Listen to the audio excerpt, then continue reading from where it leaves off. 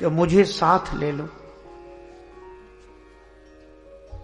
अच्छा, ये वही कौशल्या माता है जिन्होंने श्री राम जी से अगर कुछ मांगा तो यही, जब श्री राम जनकपुर से लौट कर आए, कौशल्या माता राम जी के पास बैठी, एकांत है, बार बार सोचती, राम ताड़का को तुमने मारा, सुबाहु को तुमने, और तुम्हारे बाण लगने से मारीच दूर जाकर गिरा, और तो सुनो, तुम्हारा चरण लगने से वो शिला नारी बन गई, गौतम गेहिनी का उद्धार हुआ, और तुमने हाथ छुला दिया तो धनुष टूट गया। राम, ये तो तुम्हारे कारण हुआ, मुझे नहीं लगता, किंतु हुआ है। तुम्हारा तो बहाना है, महिमा तुम्हारे गुरुदेव की है, सकल अमानुष कर्म तुम्हारे, केवल कौशिक कृपा सुधारे। विश्वामित्र जी की कृपा। राम जी ने कहा, मां बिल्कुल ठीक कहती हो, गुरुदेव की कृपा का ही चमत्कार है, मेरा तो माध्यम, मुझसे कुछ नहीं हो सकता मां, असमर्थ सामान्य जीव हूं।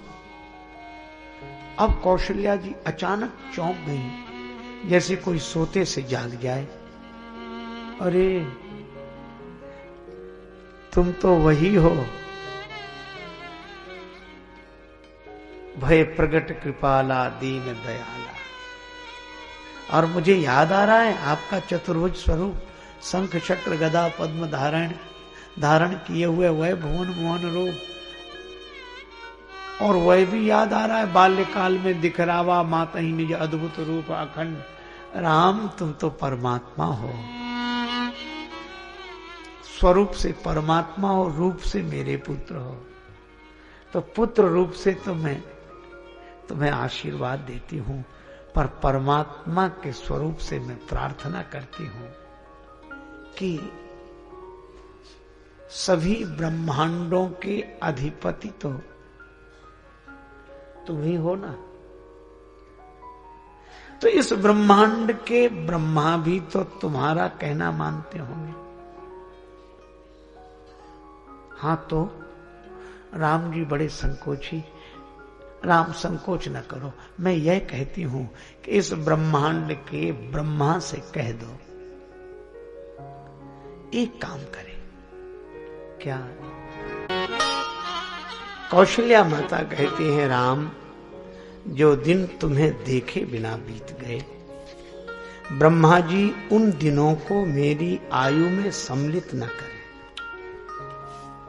जीवन की सार्थकता तो यही है, तुम्हारे सानिध्य में बीते हुए दिन ही सही अर्थ में जीवन है, जीवन कहे जाए।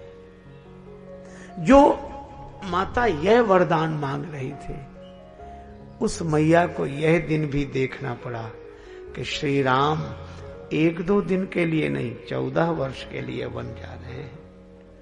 किंतु इस क्षण में भी माता कौशल्या कहती क्या है? तुम अपने को साकार मानते हो कि निराकार? क्योंकि शरीर की दृष्टि से तुम साकार हो, पर तुम शरीर नहीं हो, उस दृष्टि से तुम निराकार हो। तो तुम अपने को निराकार मानते हो कि नहीं? और निराकार मानकर उसी निष्ठा, उसी जीवन में रहते हो। अगर तुम अपने को निराकार मानते हो तो निराकार परमात्मा की उपासना करो, और अगर तुम अपने को निराकार नहीं मानते, साकार ही मानते हो, तो सगुण साकार भगवान की उपासना करो। और हम लोगों का यही हाल, कह भले ही दें मैं शरीर नहीं, ये शरीर मैं नहीं हूं, और थोड़ा ही नीचे बिठा दे तो नाराज हो जाए, तो शरीर ही को तो नीचे बिठाया।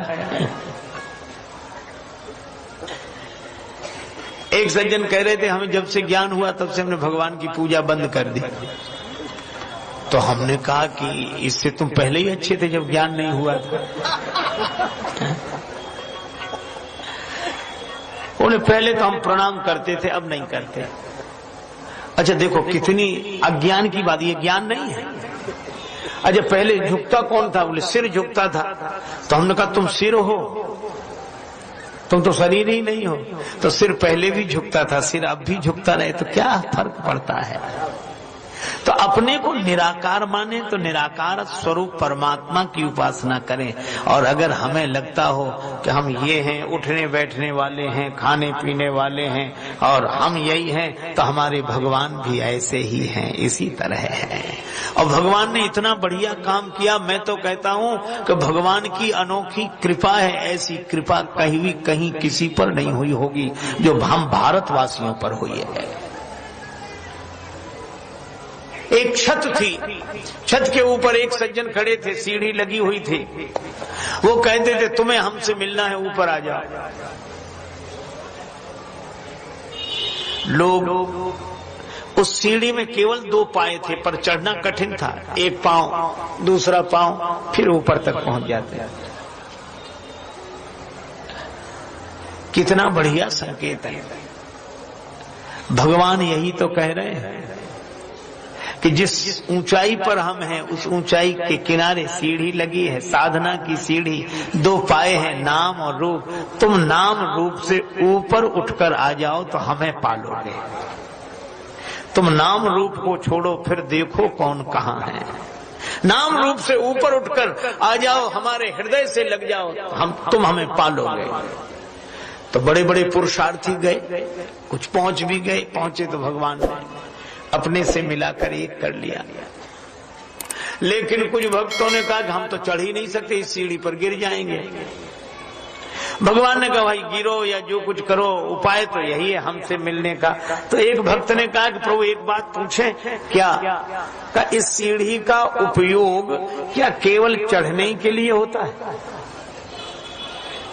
उतरने के लिए नहीं होता है?